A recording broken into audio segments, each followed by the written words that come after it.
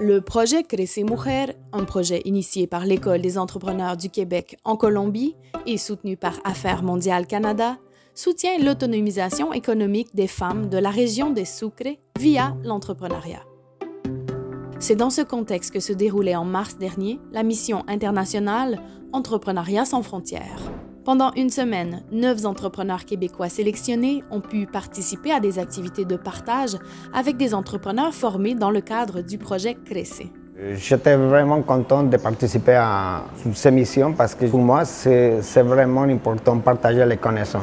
J'ai reçu ces formations à partir de l'école et je crois que la meilleure façon de rétribuer tout ça, c'est en partageant les connaissances avec les autres personnes qui ont la vision de devenir entrepreneur.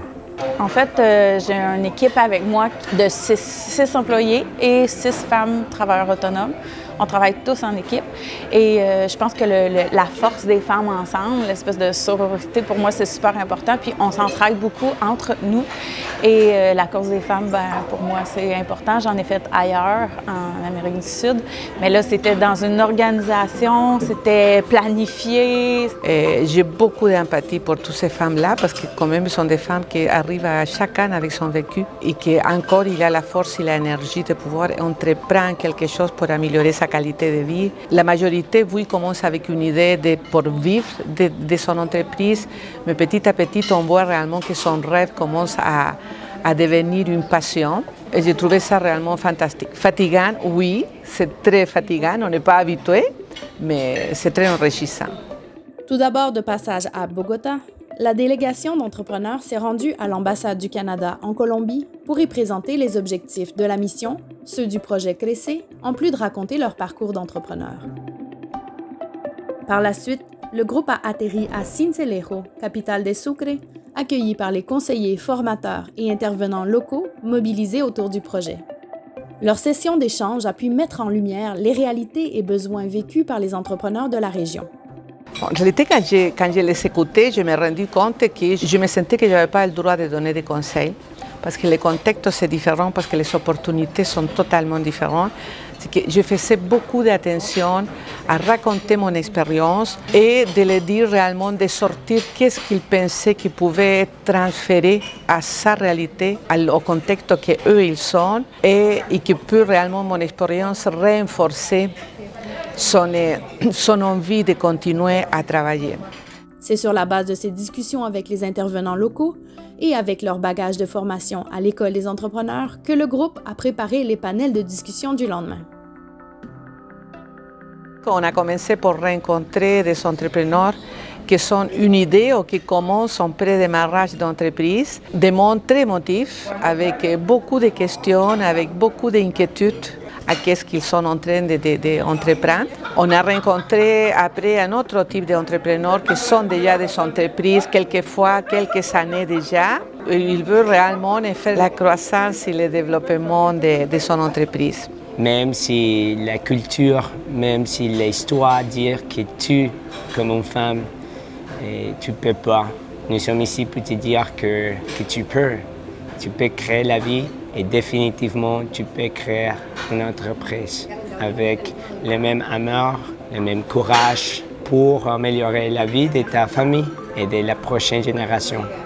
Le jour suivant, les entrepreneurs canadiens ont pu échanger de plus près avec les entrepreneurs colombiens par le biais de courtes sessions type table ronde.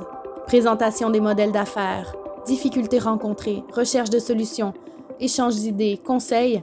Cette journée s'est avérée riche en découvertes, apprentissages et émotions de part et d'autre.